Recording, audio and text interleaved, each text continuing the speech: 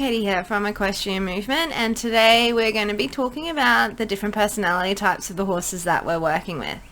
So when I first started out training and breaking, I'd be going to other people's places and working with their horses and training their horses and breaking other people's horses in. I ended up kind of broadly categorizing the horses into the different levels of responsivity to help me better understand how to work with them and the tools that I was going to use.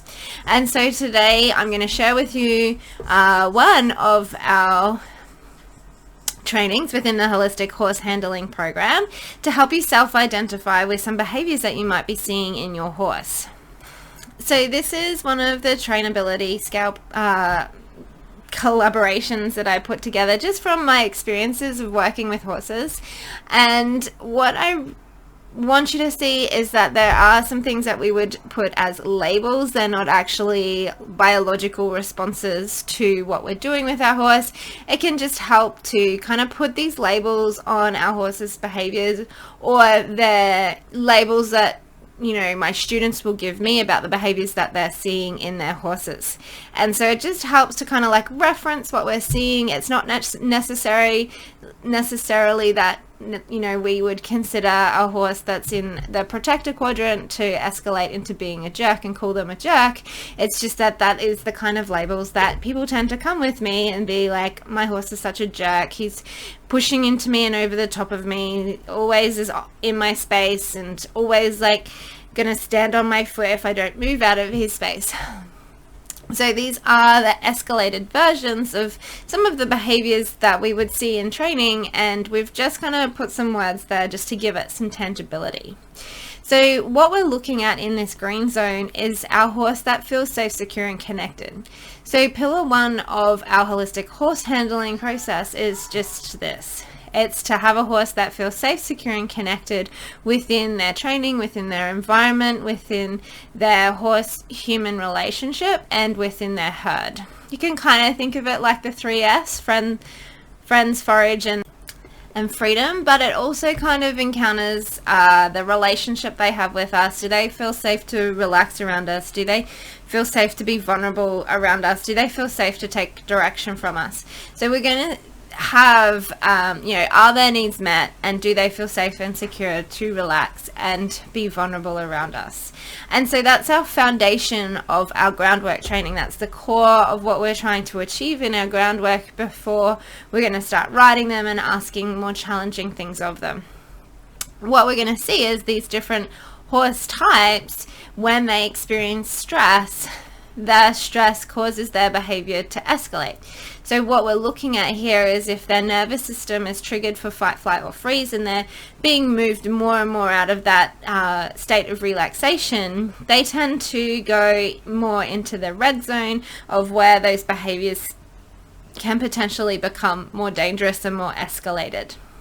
And so quite often what happens is we have our students come to us with their horses with behaviors in the red zone, and recognizing that it's not a bad thing or a negative trait, it's just their experience of the stress that they're under, and that the positive reflection of those characteristic personality and behavioral type is these types that we're looking for in the green zone.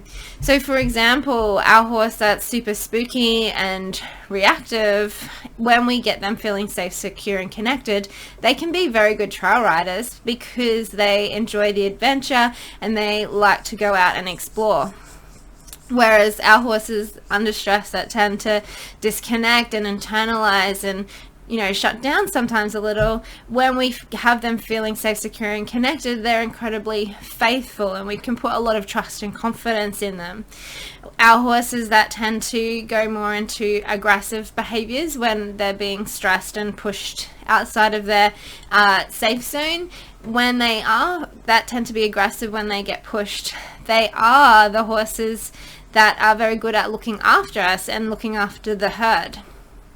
Whereas the horses that are stubborn and tend to nap and be resistant and refuse to move, they are very loyal, they are very confident, they are very secure, and they're just comfortable within themselves to say no if they don't have confidence in us.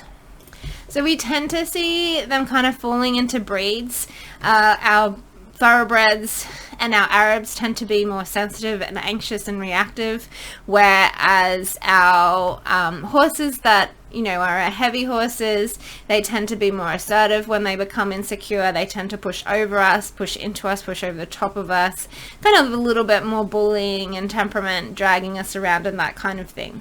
And so what we're seeing here is that sensitivity, the reactivity, the anxiousness, the pushiness, the bullying, the assertiveness is an underlying communication of that insecurity.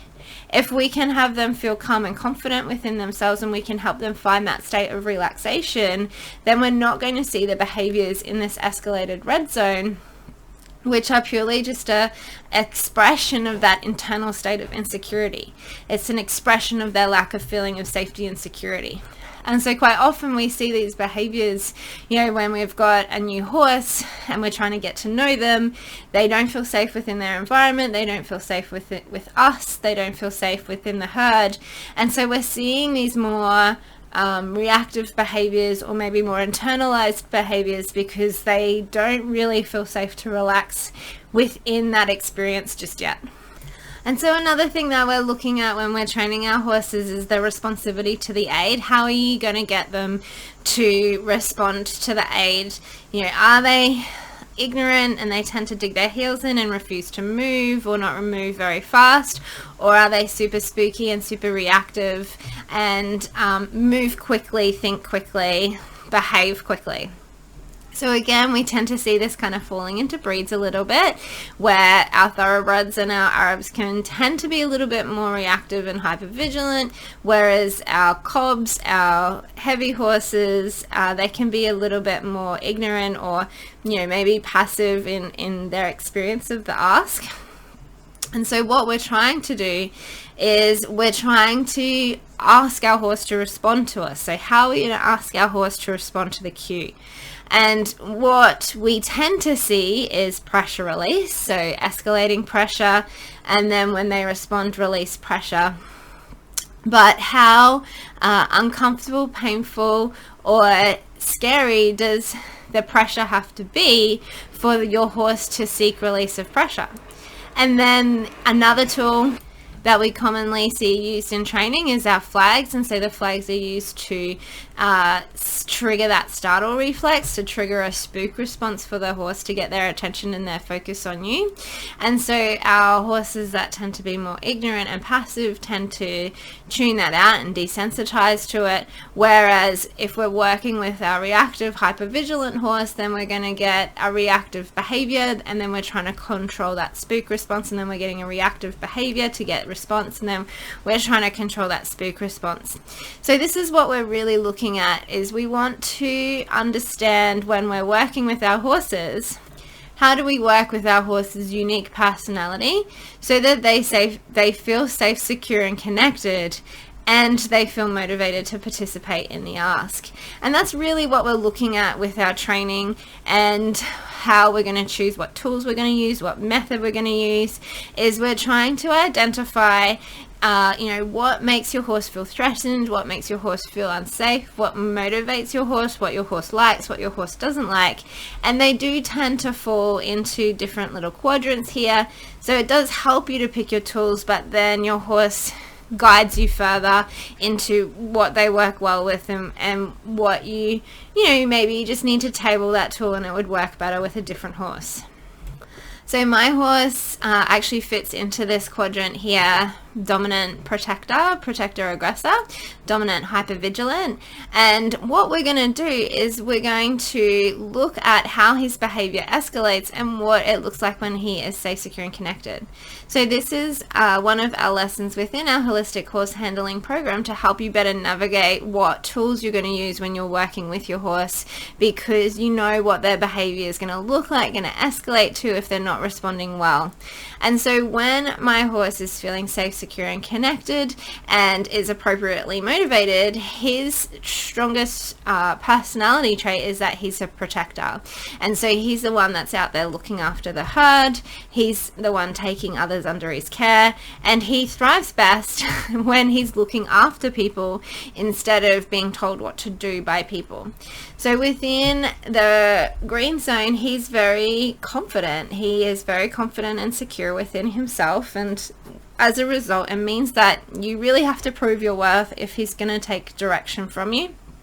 And when he doesn't feel safe and he feels like you are the threat, then he's going to display more aggressive behaviors, because when he is safe, secure, and connected within himself, then he has the confidence within himself to take the threat out. And if you are the one that is the threat, then he's quite happy to lunge at you, strike at you, kick at you.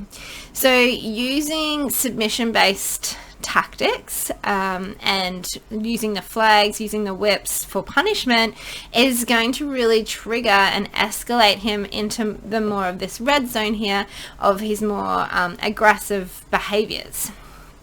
At the same time, if we were to use clicker training, this is the kind of horse that you'd really need protected contact with, because the escalation of lack of task achievement, withholding the treat for reward, can also lead to frustration, and the frustration can lead to anger, and the anger can lead to aggression as well.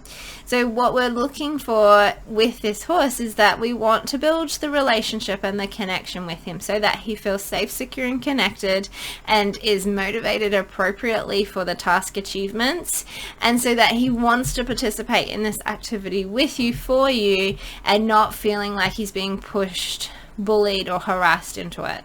When he is participating in this with you, for you, and not feeling bullied and harassed and pushed into it, then he's the kind of horse that makes a brilliant trail rider, because he is confident and self-assured, and if he feels threatened by a dog that's going to come out and chase him, he's quite happy to turn around and chase that dog away rather than getting a spook and running away from the dog.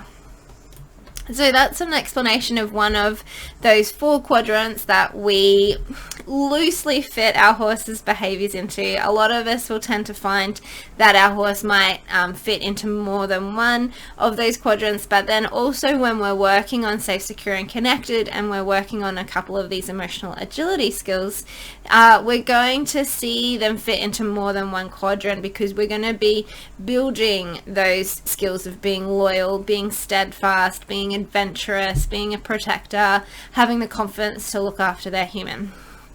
That's really what we're looking for in our holistic horse handling program.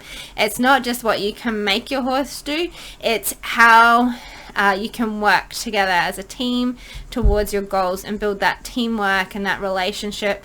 Sometimes your horse leads the way and you follow, sometimes you lead the way, your horse follows, and you're working together towards that common goal. So when we were working through those quadrants there, did you identify a quadrant that your horse fits into, or more than one quadrant that your horse fits into? Just leave a comment in the comments below and let me know which of these quadrants resonates with you and your horse. Until next time, happy trails.